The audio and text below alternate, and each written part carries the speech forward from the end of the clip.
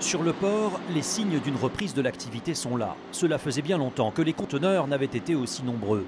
Les exportations bondissent, plus 6% depuis le début de l'année. Or en Irlande, la croissance est basée sur l'exportation, contrairement à l'économie française qui repose essentiellement sur le commerce intérieur. Ça faisait 3-4 ans que c'était vraiment dur et maintenant on voit que ça s'améliore. On assiste à un revirement des clients dans le bon sens.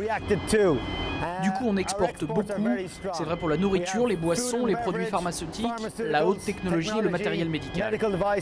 Au deuxième trimestre de l'année 2011, l'Irlande a même connu la meilleure croissance de la zone euro avec 1,6% de croissance, à comparer avec l'Allemagne qui n'a pu faire mieux que 0,2%.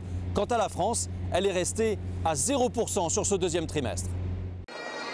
Pourtant, il y a un an tout juste, l'Irlande était dans la rue. L'aide internationale de 85 milliards d'euros avait été certes allouée, mais en échange de sacrifices importants.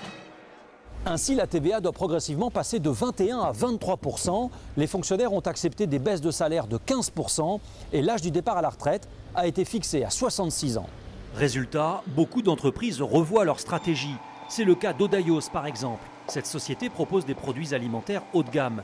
Mais en Irlande, la demande n'est plus assez forte. Elle a donc décidé de se lancer dans l'export et depuis, tout va beaucoup mieux. Dans l'agroalimentaire, tout ce qui marche, c'est ce qui est basé sur la qualité et l'innovation. Toutes les sociétés qui arrivent à s'agrandir misent là-dessus. Nous, notre chiffre d'affaires a progressé de 40% l'an dernier et 40% cette année. L'autre grand moteur de l'économie irlandaise, ce sont les grandes multinationales, comme Google, dont le siège européen est à Dublin et qui s'agrandit ces jours-ci. Mais malgré une fiscalité sur les sociétés de 12,5%, niveau le plus bas d'Europe, ces grands groupes n'embauchent pas encore et le chômage reste bloqué à 14%. C'est un désastre, il y en a marre. Les gens doivent être plus créatifs pour faire les mêmes choses avec des budgets plus serrés. Et ce n'est pas nécessairement une mauvaise chose.